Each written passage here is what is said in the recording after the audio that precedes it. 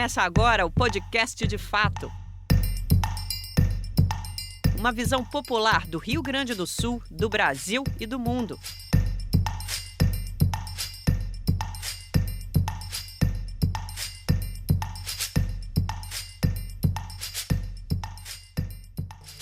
Olá, estamos entrando no ar com o podcast De Fato, uma parceria do Brasil de Fato, Rio Grande do Sul, com o Sindicato dos Bancários de Porto Alegre e região, gravado no Estúdio Hall, diretamente do Centro Histórico de Porto Alegre. Eu sou Kátia Marco e hoje comigo na bancada do programa, nosso comentarista Dão Real Pereira dos Santos. Salve, Dão! Olá, Kátia, de novo eu aqui, substituindo o Ayrton. Olha, o Ayrton que se cuide, né? Vai perder o lugar. Vai perder Ele que vai fazer o comentário econômico depois. Vamos deixar o comentário para ele. Isso. E conosco, um grande amigo. O dia 16 de janeiro de 2024 certamente ficará na história de Porto Alegre e da região metropolitana. Uma grande tempestade trouxe dias de escuridão e sofrimento a milhares de pessoas. Foram muitos dias sem luz, sem água, sem internet e muitas pessoas sem comida. Dias para limpar a lama e contar as perdas. Essa situação trouxe ao debate algo que parecia superado: a privatização da CE. E é sobre isso que vamos conversar com o advogado e vereador de Porto Alegre pelo PSOL, Pedro Ruas. Muito bem-vindo, Ruas. Muito obrigado, Kátia. Muito obrigado, Dão. Eu fico muito honrado de fazer esse registro com a promoção do Brasil de Fato e do Sindibancários aqui de Porto Alegre e região e esse convite que me fizeram. De fato, esse tema, destacando a data 16 de janeiro, é um tema da maior relevância. Nós temos hoje, 24 de janeiro, nós temos muitas comunidades sem luz e água. Muitas na capital, em Porto Alegre.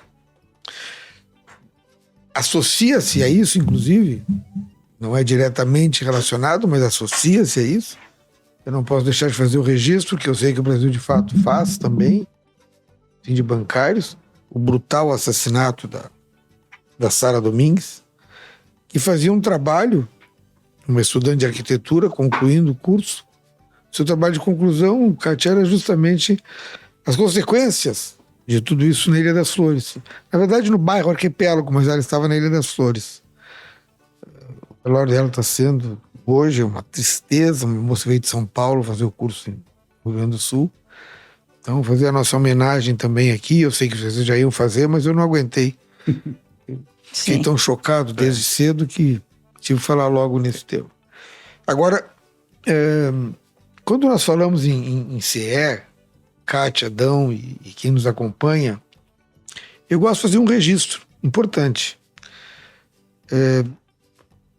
No governo Brizola, aqui no Rio Grande do Sul, ele foi prefeito e governador aqui, mas prefeito há muito pouco tempo, 1 ano e meio. Governador, o Brizola via o seguinte, eu falei muito com ele sobre esse tema. Ele tinha uma visão de que se o Rio Grande do Sul tivesse energia elétrica de qualidade e com preço bom e telefonia, seria igual a São Paulo. Era a visão dele. Em 1959, 60, era essa a visão. Uma visão otimista, mas eu acho que dentro de uma realidade que tinha que ser tentada. Aliás, foi o Brizola, quem estatizou a empresa de energia elétrica, a CE. Criou a CE. E por que não ocorria isso?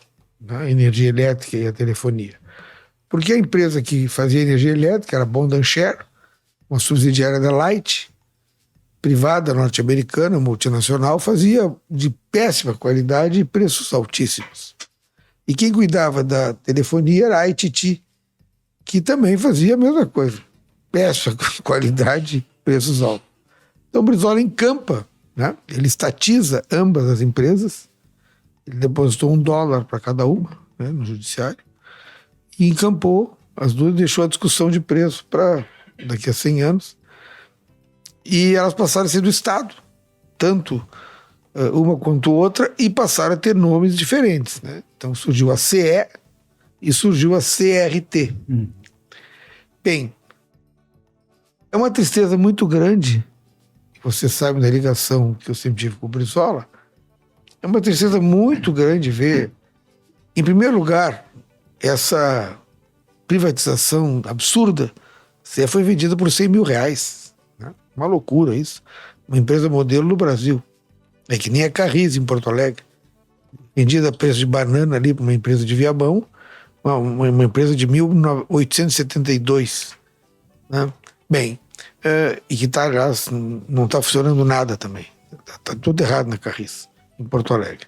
Mas a CE, para além disso, ela mostra no momento dificílimo do Rio Grande do Sul, que foram essas enchentes, tecnicamente eu não posso dizer se é ciclone, tufão, ou seja o que for, tempestade, mas eu não sou meteorologista, mas a gente acompanhou o sofrimento, Kátia e Dão, do nosso povo. Deve ter visitado muitas comunidades. Muitos. E viu o horror mesmo. E o pior, ele continua. Quer dizer, essa tal de CE Equatorial, digo isso com todo respeito, porque eu nem conheço seus dirigentes, não conheço nada desse pessoal, mas com certeza eles não dão conta. As informações que nós temos é que eles diminuíram muito o pessoal em relação à antiga CE. Não só diminuíram no número de pessoas, como diminuíram na qualificação. Estão contratando basicamente terceirizados, né? Então, é a informação que eu tenho também. Então, o que acontece? Nós estamos com muitas comunidades, e aqui vem um outro problema que eu quero chegar rapidamente. Muitas comunidades continuam, repito, sem água, sem luz, ou sem um dos dois, ou sem os dois. O que as comunidades fazem? Vão protestar. Põe um cartaz, quero água, quero luz. Aí o Estado, que não chega nunca lá, chega rapidamente através da brigada. O Estado não chega nunca, mas com a brigada chega rápido. Chega rápido dispersando. Isso é uma coisa que a gente tem que fazer o registro também.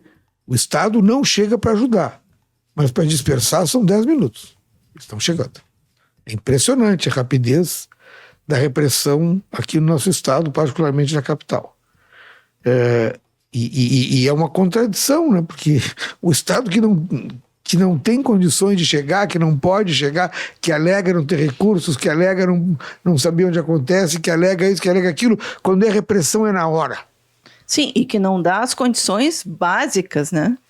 Que é tu ter luz, tu ter água, né? Exatamente. É sobrevivência, isso. E nós nem falamos, que já seria até uma demasia, talvez, mas nos tempos de hoje não é. Nós nem falamos em internet, né? Uhum. Sim, água, internet, o povo das comunidades já tem muito pouco, né? A gente já nem está falando na internet, porque ela não chega mesmo. Já em período normal é horrível, nesse período agora acabou. Uhum. Acabou. Então, a periferia, né, e as pessoas, obviamente, com menor poder aquisitivo, via de regra excluídas das melhores condições da sociedade, são as que mais sofrem. São as que mais sofrem, são as que estão sem água, são as que estão sem luz e são as que têm perto delas a brigada. É interessante essa comparação, né? O Estado chega primeiro na repressão, né? Sempre. A gente pensa assim, essa questão da privatização da energia, né? Energia elétrica, água, eles são bens tão essenciais que deveriam ser considerados direitos e não mercadorias, né? Claro. A primeira questão é essa. Com certeza. É um direito. E o Estado deveria estar defendendo as pessoas em relação aos direitos das pessoas contra o setor privado, quando o setor privado não atende os direitos, né? Quando se converte produtos como energia elétrica em mercadoria e que não há concorrência, porque não há concorrência, é mercadoria que só uma empresa que fornece, né? E sem controle nenhum. Como é que fica essa questão de até onde vai, né, o direito do cidadão àquele bem e o direito do cliente em relação àquele bem, quando só tem um fornecedor? Isso fica muito prejudicado. O direito do consumidor, né? E aí entra o Estado. Qual é que é o papel do Estado? O Ministério Público tem entrado aí com algumas ações pedindo reparação, mas não resolve o problema, né? A ação da brigada, me parece, deveria ser imediatamente em relação à empresa e não em relação às pessoas. A brigada defenderia o Estado e os direitos dos cidadãos quando a empresa não atende os direitos que todo mundo tem. No chamado mundo ideal, teria que ser assim.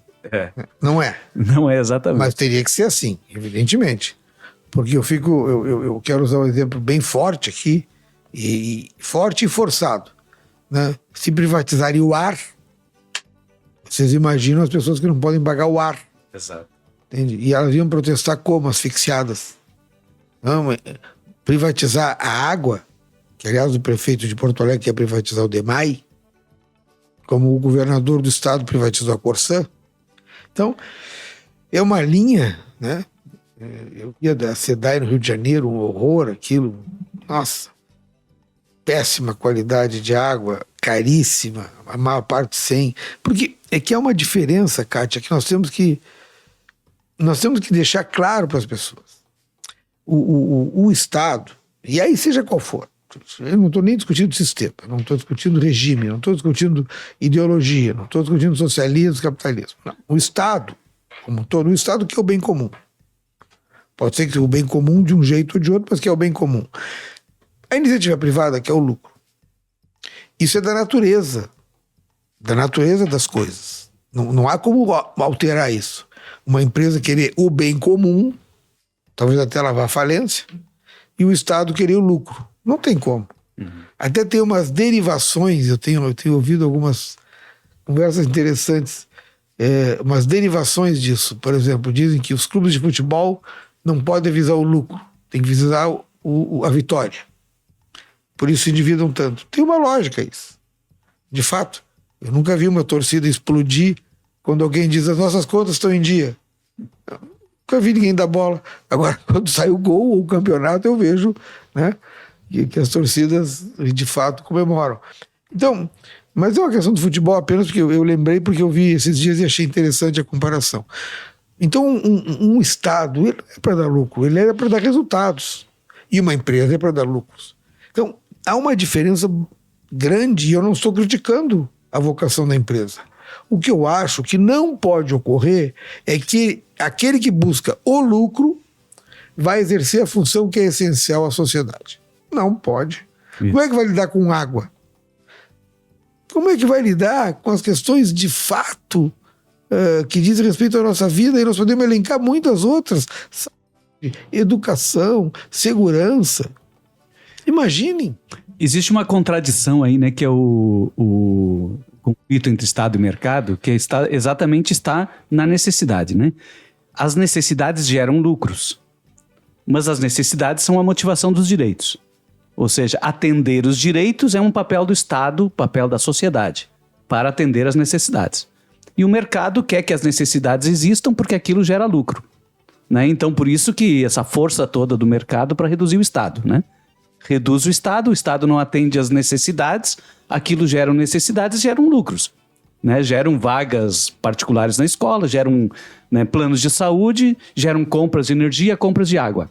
E incompetência também. E incompetência, porque aí o lucro prevalece, né? Eu tenho os dados da Equatorial, a Equatorial tem lucros estratosféricos. Vocês veem o seguinte, Dão, é muito boa a tua colocação. Nós temos há dezenas de anos a Vale do Rio Doce, empresa modelo. Aliás, hoje, né, quando estamos gravando esse programa, se completam 5 anos de Brumadinho, né? Exatamente, da tragédia de Brumadinho. Antes da privatização da Vale do Rio Doce, que agora é só Vale, o nome, não houve um único acidente. Um único. Então vejam o que foi a privatização da Vale do Rio Doce. Uma mega empresa mineradora do Brasil, referência mundial. Agora, quantos acidentes, e Brumadinho é uma marca trágica, quantos acidentes com mortes ocorreram? É claro, porque as medidas de segurança são menores, porque são caras. Então, em todas as áreas onde a iniciativa privada atua, ela vai visar o lucro. Isso vale para a saúde, vale para qualquer lugar. Vai passar aí numa situação de UTI, num hospital privado, sem plano de saúde, sem nada, vai gastar R$1.500, R$2.000 por dia. Por dia. E eu não sei quem pode pagar isso. Então, bem, as pessoas têm plano de saúde em geral ou não. Ou, via de regra, o que se tem é a Previdência. E aí ali é o Conceição e as suas filas, é o Cristo Redentor e suas filas, é o Fêmina e suas filas, e vamos, né? Então, todas essas questões onde a iniciativa privada assume o controle, nós temos um prejuízo para a sociedade. E é grande. E não quer dizer que em algumas áreas não possa atuar. Claro que sim. Basicamente na área das diversões, por exemplo. O setor de diversões, ninguém imagina o setor noturno controlado pelo Estado. Ninguém imagina isso. Ninguém. Sim, claro. Tem muitos setores. E né? muitos outros. Mas, entretenimento Pedro, em geral. Né? Eu queria voltar a essa questão do modus operandi das privatizações no nosso país, né?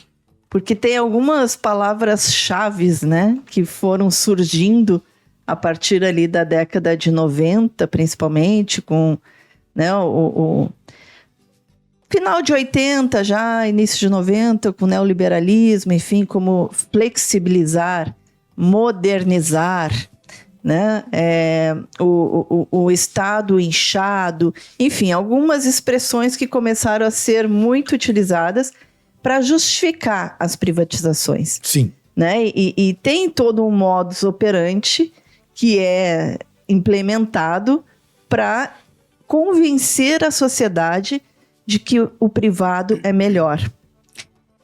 Semana passada, logo após o temporal, foi resgatada uma matéria que nós fizemos no Brasil de Fato, lá em 2021 ainda, final de 2021, né, logo após a privatização da CE, nós ouvimos técnicos da CE, né, a presidenta do sindicato, do Sinergisul, na época, que já faleceu, e eles falando justamente... Uma grande amiga.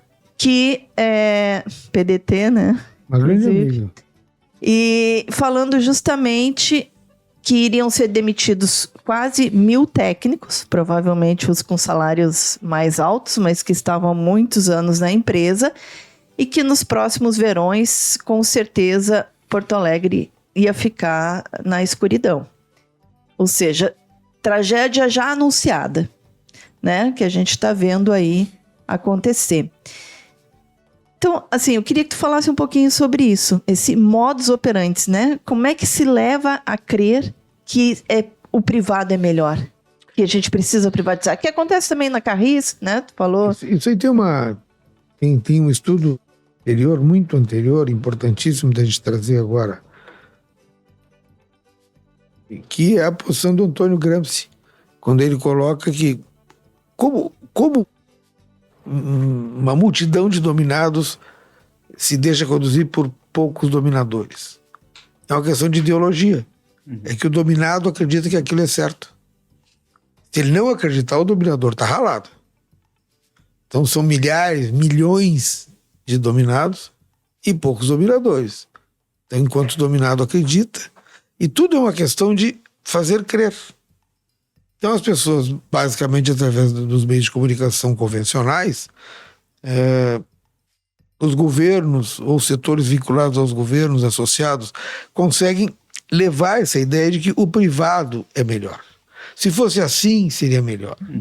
Claro que eles não conseguem, Kátia, então, fazer isso num momento como agora. Isso. E agora eles não conseguem. Não conseguem, pode fazer força à vontade, não conseguem. Por quê? Porque as pessoas estão vendo, quando escancara no rosto, quando a tragédia chega em casa, não tem como. Tem um ditado francês que eu gosto, que diz assim: quando joga a realidade pela porta fora, ela volta roubando a janela. Que ótimo. Então, quando a realidade estoura, daí não há conversa, não há matéria jornalística, não há nada, mídia em geral, que vai alterar aquilo ali. Mas Nem sempre é assim. Isso são momentos de exceção. Agora, que funciona, claro. Funciona. Isso funciona para tudo. Então, por exemplo, nós temos direitos da Constituição. Moradia digna é um deles. Mas todo mundo condena as ocupações. Uhum. E aí a Constituição Federal? Nós temos uma situação caótica, por exemplo, em Porto Alegre, que tem pessoas que têm mais de 100 imóveis fechados. Fechados. Então, o imóvel não é alugado, não é vendido, ele é fechado. Especulando para que suba o preço dos aluguéis. Então, se organizam para fazer isso. Eu me lembro que eu fiz um projeto de lei há uns anos, me baseei até em Buenos Aires, não foi num país socialista.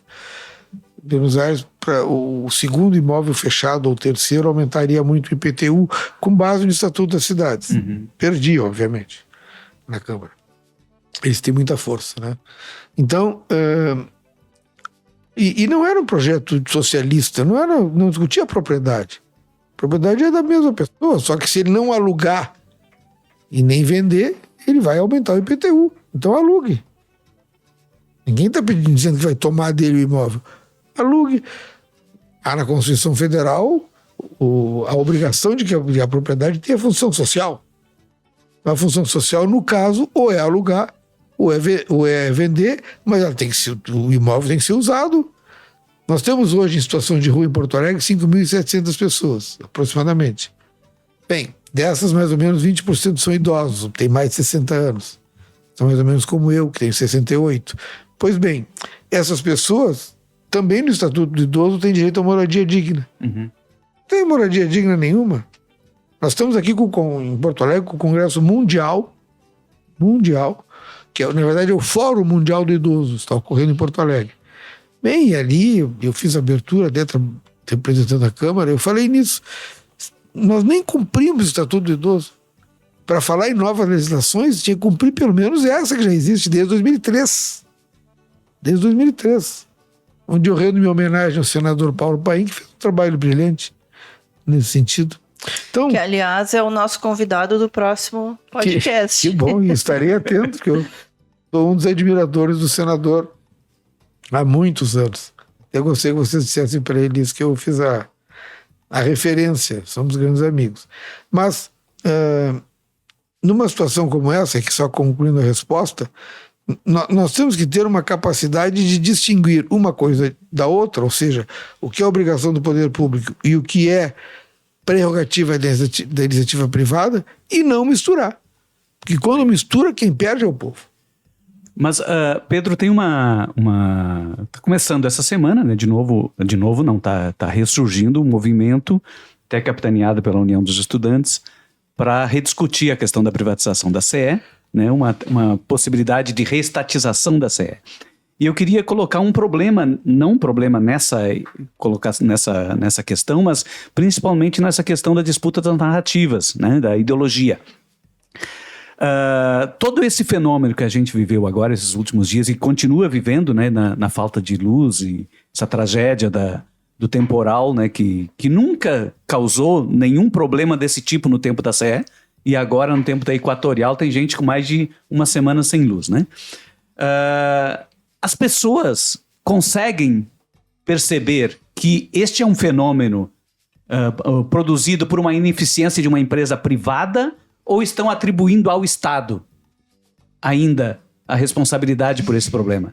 Porque hoje a gente vê, por exemplo, grandes manifestações contra o poder público, né? Como se a CE ainda fosse do Estado. Como se a CE fosse uma empresa pública. E aí nós queremos construir, esse movimento todo constrói, está tentando reconstruir uma narrativa de reestatização da CE. Né? E existe um discurso meio que padronizado, a gente vê na mídia, em muitos lugares, pessoas falando que é um absurdo o Estado não providenciar a solução para o problema, né, da falta de luz. Deixa eu trazer uma conversa que eu tive com um motorista de Uber. Né? Foi semana passada ainda. A gente começou a falar sobre a situação. Ele me disse, noite passada levei um técnico, um engenheiro da CE Equatorial para casa. E ele me falando da situação, eles estão trabalhando muito, até meia-noite mais, não sei o quê. E ele me disse que, assim, o problema, na verdade, é porque a prefeitura não faz a poda das árvores. Tem esse monte de árvore aí. Quando ele disse que tem esse monte de árvore, eu até, tipo assim, eu não consegui mais continuar a conversa, entendeu? Então, tipo assim, a empresa mesmo, né, já colocando a culpa no poder público também. É que na origem, Kátia, e aqui voltando ao que disse o Dão, mas o teu exemplo é muito bom, mas na origem, eu lembro disso, assim, quando, naquele leilão, né, onde a Equatorial tomou conta, quando eles decidem manter o pré-nome CE, eu senti que era malandragem. Não é Equatorial, é CE Equatorial. Então as pessoas fazem a confusão, porque veja bem, nós temos aí a década de 60, 70, 80, 90, até 10, nós temos 6 décadas, 60 anos de CE pública. É natural que as pessoas pensem, vai demorar muitos anos, Dão, a ver essa volta aí. Claro, bota o nome. É como a prefeitura privada, eu acho até que era o sonho do prefeito, a prefeitura privada, e o nome continua prefeitura, as pessoas vão chamar de prefeitura achando que é poder público. Então, isso é uma circunstância que é cultural, não tem como superar rapidamente, só com o tempo. Porque eles mantiveram o nome.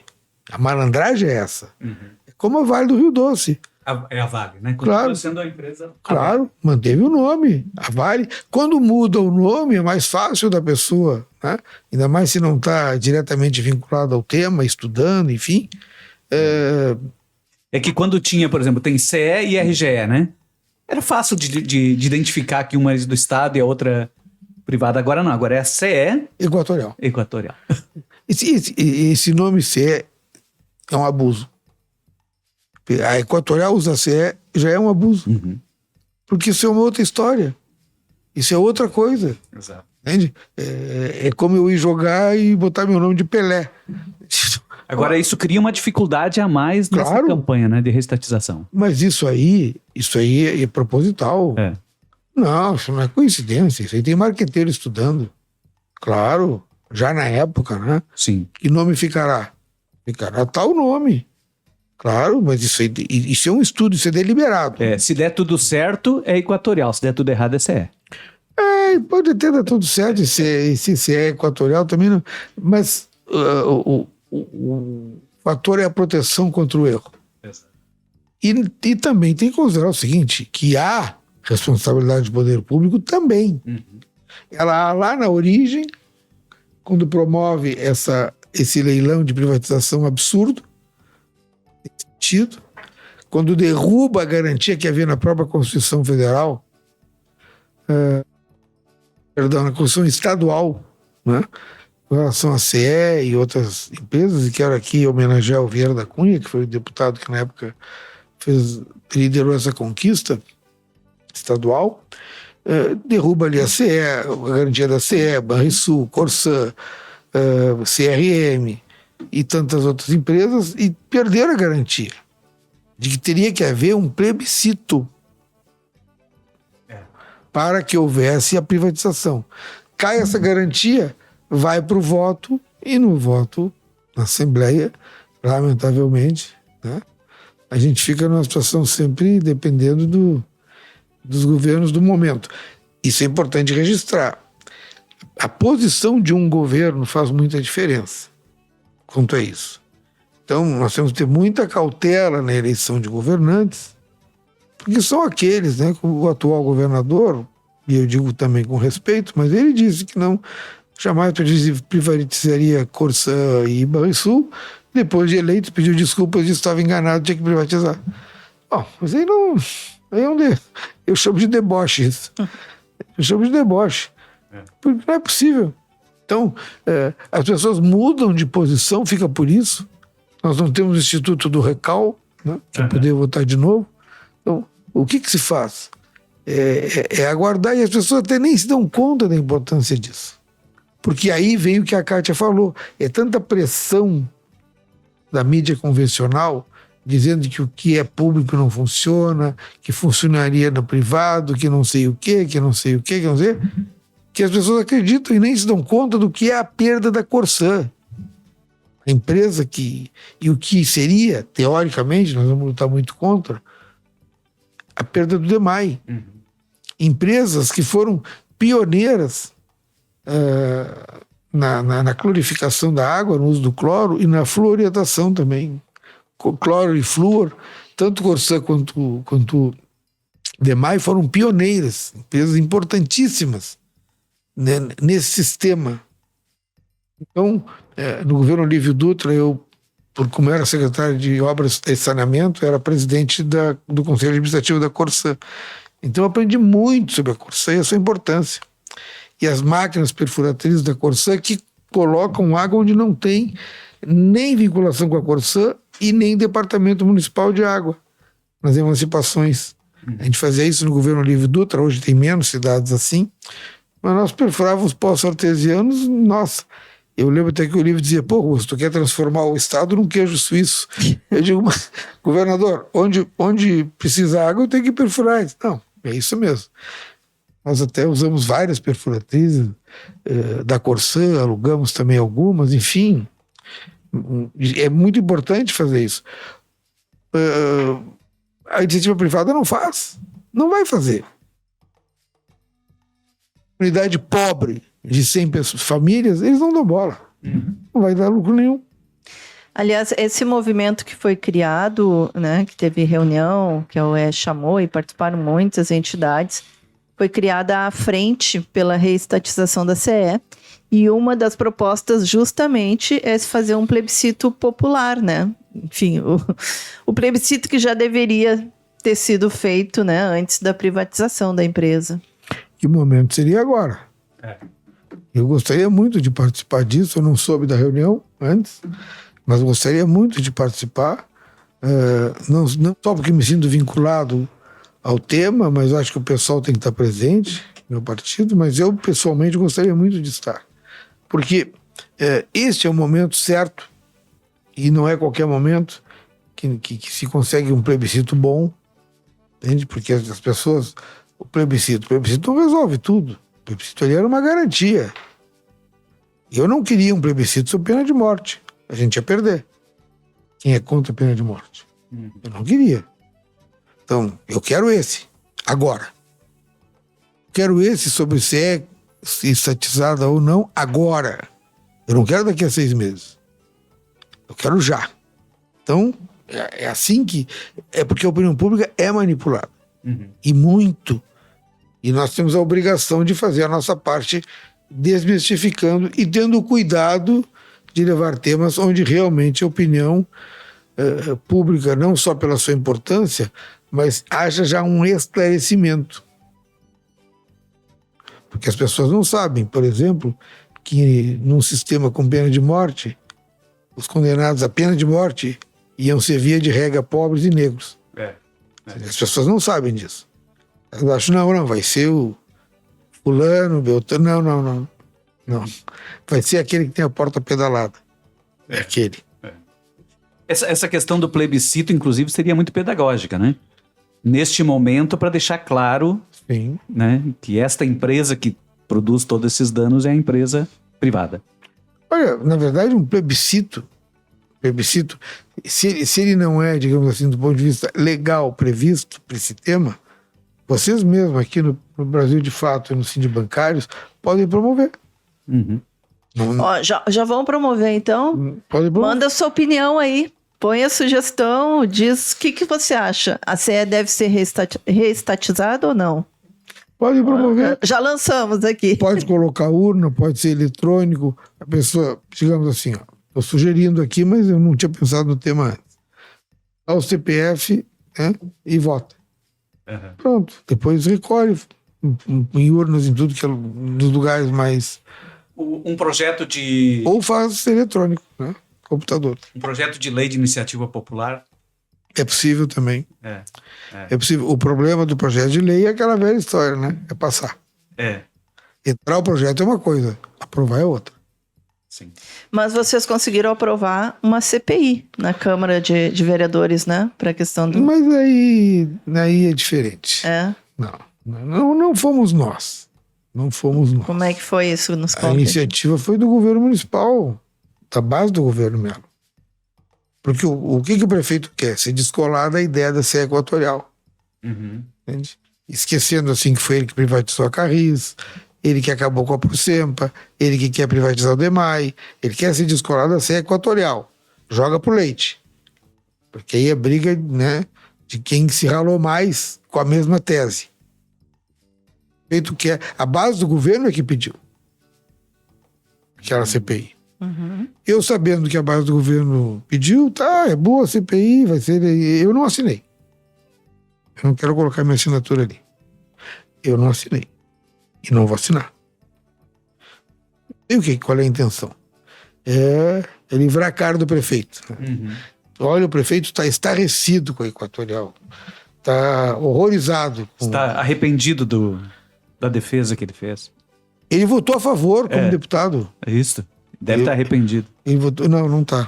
Ele mesmo Ele disse que não. Ele disse que não, né? Ele disse que não tá. Disse que não tá. Ele disse que não. E ele quer que agora a CPI essa conclua que toda a culpa de tudo é ser Equatorial. E boa parte é mesmo. Só que há outras questões paralelas, né? A exclusão das pessoas das periferias, a falta de acesso à água e luz de outra maneira, a já antiga e histórica falta de acesso à internet, a possível privatização do DEMAI, que nós lutaríamos contra, mas que ele é a favor e quer fazer, e que pioraria tudo isso. Tudo isso. A entrega de vários espaços públicos para iniciativa privada. Mas não fosse a tragédia agora climática que ocasionou uma tragédia social, e o prefeito Melo estaria defendendo a CE Equatorial. Sim. É a minha posição. E a CPI não é para acabar responsabilizando a Gergs? Porque Olha, há um problema de regulação aí, né? A CPI, ela é para tirar o problema das costas do Melo. Como ela vai fazer isso? Responsabilizando a Gergs, mandando para o MP, que por sinal já tem isso. Já está com medida. Como ela vai fazer? Eu não sei. Essas coisas. Mas ela tem que concluir dizendo que o prefeito não tem nada a ver com isso. Esse é o papel da CPI. E se o Leite tivesse uma maioria mais organizada na Assembleia, como o Melo tem na Câmara, ele faria a mesma coisa. Então, Kátia, não é uma conquista a CPI na Câmara. Não. Os motivos são outros. Não leve como conquista. Não quer dizer que não termine sendo boa. Sim. Não. Também não tem esse preconceito. Só acho que ela tem um objetivo que não é o meu. Que bom a gente saber as notícias por dentro, né? Sim. Pedro, eu gostaria só de fazer eu não sei se a Kátia me permite aqui fazer um desvio um pouquinho do tema. Até aproveitando a propósito da privatização da Carris, tem um projeto, aliás, tu é um histórico defensor da utilização do rio, né, para transporte fluvial. Sim. Pois é. Transporte de passageiros, principalmente. Exatamente, tem um projeto de lei de 2016 e tal. Não, eu tenho uma lei estadual de 16, Isso. quando eu era deputado, e a lei municipal aqui, minha, é de 89. Nossa, faz tempo, né? Por que esse negócio não sai do papel, hein? Eu tinha esperança que a Carris fosse o carro-chefe para fazer esse projeto. Era para ser. Era para ser? Era para ser. Quando eu criei o projeto, e ainda era governo Olívio municipal, era para ser a Carris, sim. Não sei porque as empresas de ônibus nunca deixaram. É só esse o problema? Sim, sempre foi esse o problema. Nunca permitiram. Veja só, essa gente de empresas de ônibus de transporte coletivo de passageiros, eles são tão mesquinhos que eles não se dão conta que isso é dentro do sistema capitalista, entende? É uma tarifa que, claro que por ter menor congestionamento, bem menor, nenhum, por não ter que fazer tanta manutenção, porque afinal na água não é asfalto, né? Não é terra de chão, como tinha chão batido, e por ser menos combustível, é uma tarifa que acaba sendo mais barata, né? Mas eu não tenho dúvida de que, como aconteceu com esses micro-ônibus, no fim os empresários de ônibus acabam comprando o sistema. No fim eles compram também os barcos, eles não querem gastar. Então, nunca permitiram a concorrência. Essa é uma caixa preta que nunca se abriu, né? Sim, nunca permitiram a concorrência. E tiveram uma influência brutal nos governos todos, municipais ao ponto de não sair a concorrência. Então, eu gostaria muito de ver, puxa, na Europa, se tem 10 metros de rio, tem um barco levando pessoas e um outro trazendo cebola. Mas por que nós não usamos esse potencial gigantesco do Guaíba? Rio Guaíba. Lago Guaíba é uma malandragem de empresário. Né? É uma malandragem de empresário, porque rio tem que ter uma distância muito maior da beira do rio para poder construir, e lago é bem menor. Eu não sabia. Sim. Podem ver que agora estão colocando muito lago, Guaíba. Lago, não é lago, é rio. Até porque tem movimento. Sim. O rio sai na Lagoa dos Patos, que sai no mar. Então não é lago. Desde quando isso é lago? Lago tem água parada, é rio. Bem, então no rio Guaíba, que poluído, com todos os problemas, o transporte seria perfeito. Aliás, também eu gosto de fazer justiça sempre, né? Independente do lado que a pessoa é, enfim. Quem utilizou essa lei, ela foi utilizada. Foi o prefeito José Forte, na época, que usou a lei e disse que era minha, de minha autoria. Né? Eu era líder da oposição contra ele, e ele disse, de autoria do Pedro Rua, ele usou para fazer o convênio com Guaíba. Sim, catamarã. Para criar o catamarã. Ele usou a lei. Então, justiça seja feita, e foi o Fortunati isso. Então é importante a gente sempre salientar que o bem da cidade não passa necessariamente por nós termos, claro, eu sou marxista, mas o fato, isso é irrelevante do ponto de vista de quem quer, muitas vezes, como aquele aumento do IPTU, dentro do sistema capitalista, sem tocar na propriedade. Sem tocar na propriedade. Eu me lembro que eu tive 3 votos. Eu, a Fernanda Melchione e a Sofia Cavedon. 3 votos. Como assim? 36 vereadores, eu tive 3 votos. Isso é o fim da picada. E era o quê? Era para não deixar estocar. Pode alguém ter, sim, imóveis fechados? 150? Não é só em Porto Alegre, eu sei, mas a minha competência era em Porto Alegre. Isso é comum no Brasil e talvez no mundo. Sim. Né? Mas tanto é que a lei é de Buenos Aires, quer dizer que lá deveria ser um problema também, senão não teria lei. Por isso, não é possível que a gente permita certos abusos, porque isso é um abuso. E imagina o poder financeiro dessas pessoas, porque elas pagam IPTU, pagam condomínio e mantêm fechado. Uhum. Com a especulação, claro, se fechar tudo, o aluguel dispara, né? E quanta gente sem poder morar. Então quem tem que alugar. Eu não estou propondo que deem para as pessoas. Aluga. Regras de mercado. E já era quase uma hipótese de desapropriação, né? Pela Constituição. Deveria ser. Eu nem propus. Nem chegou a isso. Não, eu até usei. Eu usei uma campanha da CNBB. Muito bonita, de uns 30 anos passados. Muito bonita, que era assim. Digamos, a consigna, né, era: onde moras? Interrogação. Quem não puder responder essa pergunta não tem cidadania plena. Isso é da CNBB. Né? E foi uma coisa, assim, para mim, emocionante. Né? Não tem vinculações nesse sentido, mas achei muito importante, bonito, progressista, útil para o povo aquela campanha. Pedro, te agradecer muito a tua participação aqui no nosso podcast. Infelizmente, o tempo, né, ele é objetivo, né, e acabou o nosso tempo para entrevista, mas trouxe informações preciosas, né, principalmente num ano eleitoral em que a gente precisa estar muito consciente e bem informado para colocar ali nosso voto de confiança na urna.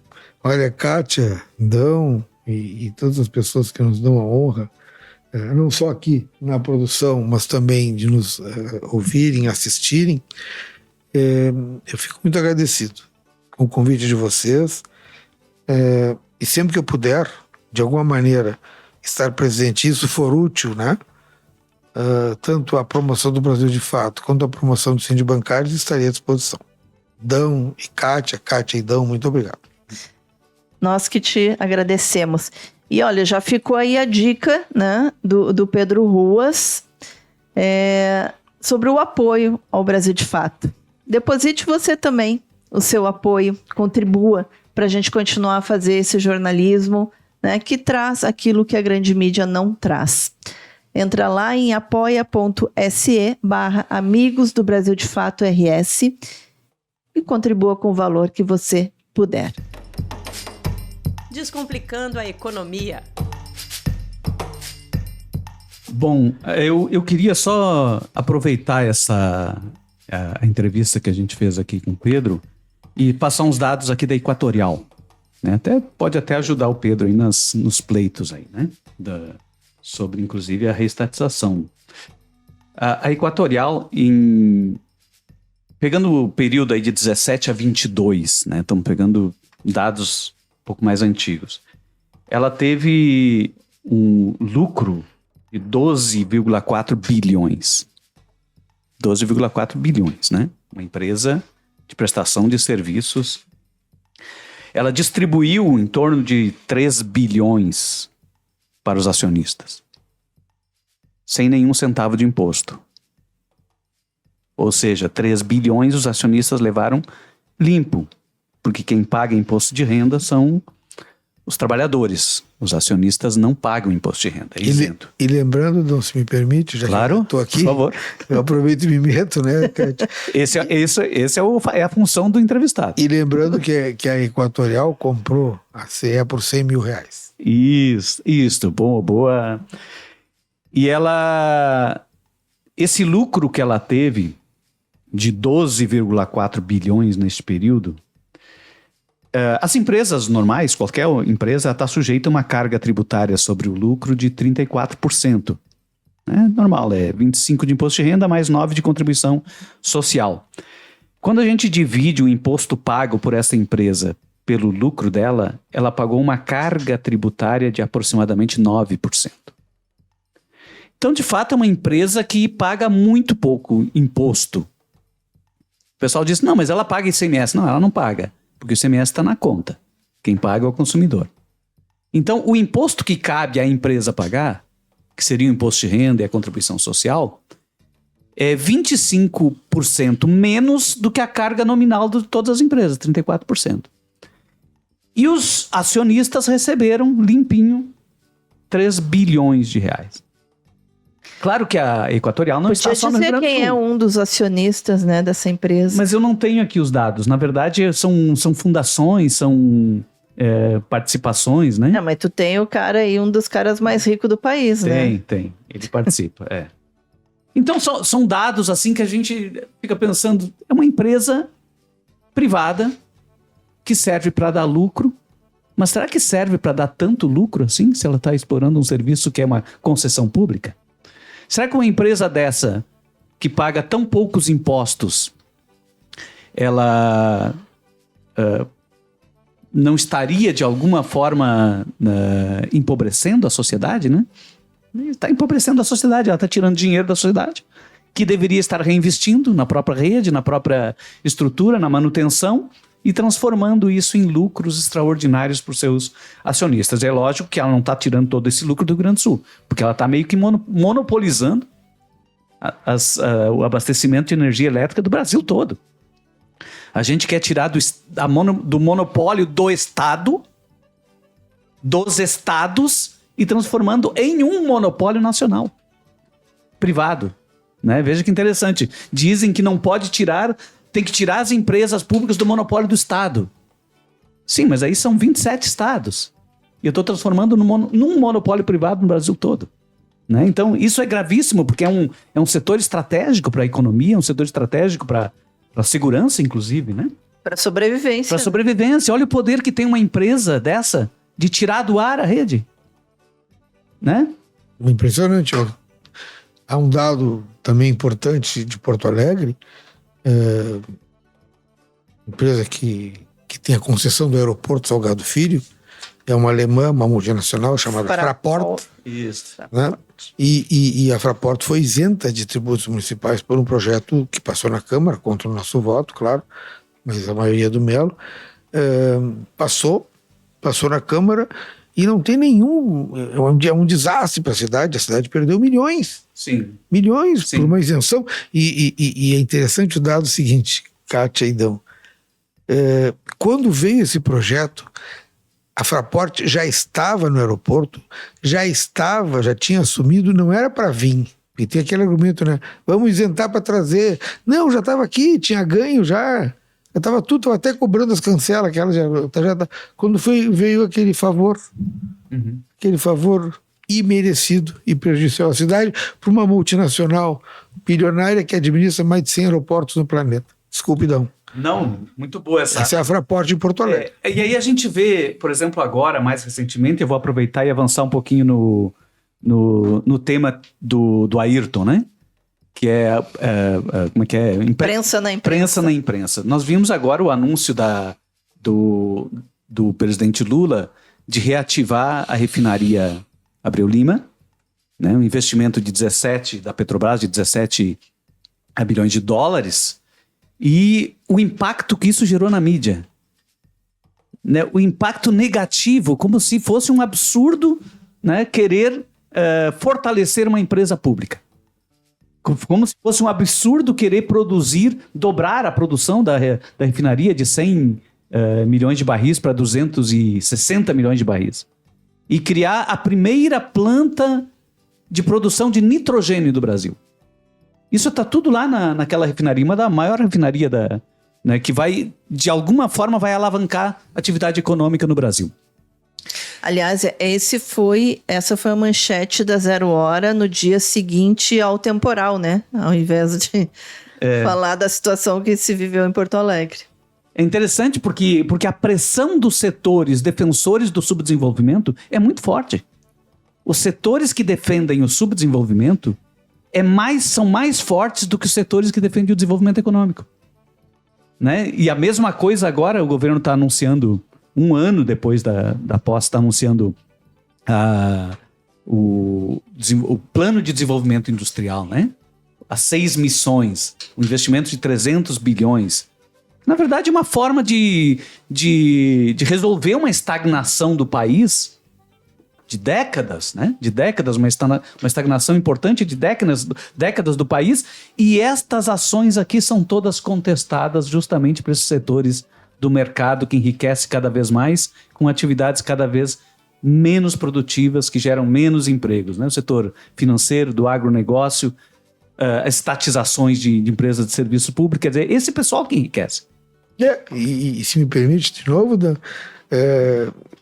ambos são capitalistas, né? Tudo capitalista. Os que não querem, os que querem. Eles nem se dão conta que eles, na verdade, são todos do mesmo sistema e nem conhecem, por exemplo, John Maynard Keynes. Sim. Que pregava no capitalismo o investimento público para gerar capacidade de trabalho e de lucro no capitalismo. Eles não conhecem nem isso. Então, tudo que a gente propõe, ou que o governo propõe, já é um projeto comunista. Não, isso é um projeto dentro do sistema capitalista. É para salvar o capitalismo. É de desenvolvimento. Porque esses setores, eu quero dizer isso ao final, e me despedir de vocês, agradecendo a oportunidade, esses mesmos setores que combatem o gigantismo do Estado, que dizem que o Estado toma conta de muita coisa, são aqueles que, quando passam mal, chamam o Estado. Não se esqueçam do PROER, no governo Fernando Henrique Cardoso. Quando os bancos, os super bilionários bancos, tinham alguma dificuldade, criou-se o PROER, com bilhões de dólares para dar para os bancos, pagar em 100 anos, né? Salvar os bancos. Tem que salvar as pessoas. Tira a publicidade governamental dos grandes veículos de comunicação. O setor privado é o eterno adolescente, né? Já muda tudo. Sempre dependente dos pais. Figuraça da semana. Gente, essa semana eu quero trazer aqui duas situações que nós vivemos, que o Pedro já no início, né, trouxe. Uma delas que foi o assassinato, o brutal assassinato da estudante de arquitetura, a Sara Domingues, mas também o assassinato da indígena Maria de Fátima Muniz de Andrade, conhecida como Nega Pataxó, lá na Bahia. Né? Que foi mais um caso, na verdade, porque já houveram mais de 30 assassinatos naquela região no sul da Bahia, onde o conflito, né, por terra é muito grande. Então, ao invés de ser uma figuraça da semana, enfim, mas eu quero trazer essa homenagem, né, a essas duas mulheres assassinadas brutalmente, fazendo um trabalho coletivo, né? Pessoas que se dedicam ao coletivo. A Nega Pataxó, ela é uma magé da tribo dela, assim como a Sara aqui no Rio Grande do Sul era uma militante, militante do movimento estudantil, uma militante em defesa das mulheres, né? Foi coordenadora da Casa Mirabal. Então, quero deixar a minha homenagem para essas duas mulheres. E eu acompanho, Kátia. Eu acompanho. Eu acompanho também com muita emoção. Lembrei da Nega Pataxó, que ela, sendo magé, ela era da etnia da mãe do Luiz Gama. Olha só. Que é considerado o primeiro advogado do Brasil. Da mesma. E o caso da Sara, que é outra tragédia absoluta, assim, eu acho que nós temos que ter uma maneira, os estudantes da URGS, né, o corpo discente da URGS, o corpo docente também, os servidores, e a população em geral, eu acho que talvez capitaneado pelo Brasil de Fato, nós temos que ter ou uma placa importante para homenagear a Sara e seu trabalho, ou até uma estátua, ou um busto, ou algo que mostre que uma praça, uma praça na Ilha das Flores houve esse trabalho brilhante dela e que teve o sacrifício da vida para poder concluir o trabalho, porque ali era uma situação, não era uma situação, né, eram 19h30 da noite, num local ali perto de um armazém, quer dizer, era perigoso. E ela se arriscou. Ela correu o risco para fazer o seu trabalho. Então, eu acho que o mínimo que se pode fazer, além dessa homenagem que vocês fazem aqui, Dão e Kátia, importantíssima, é a gente trabalhar, todos trabalharem, né? Acho que uma pela placa, memória, né? um busto, algo assim, que mostre o exemplo e a nossa homenagem. Mas foi uma alegria estar aqui com vocês, tratando eventualmente de temas tão tristes, mas também de outros temas tão importantes para a sociedade. Então, gente, as nossas figuraças dessa semana é Sara Domingues e Nega Pataxó. E que essa violência tenha um fim, né? Mais uma vez, convidar você a apoiar o nosso jornalismo, a apoiar a comunicação popular, apoiar o Brasil de Fato. Entre lá em apoia.se/amigos do Brasil de Fato RS. Lembrando também que se você tiver um recadinho pra gente, uma crítica, uma sugestão de pauta, entre em contato com a nossa redação através do e-mail redacalrs@brasildefato.com.br ou pelas nossas redes sociais no Instagram e no X. A gente termina por aqui. Até a semana que vem e um bom final de semana para todos nós. Você ouviu o podcast de Fato, uma produção do Brasil de Fato, Rio Grande do Sul.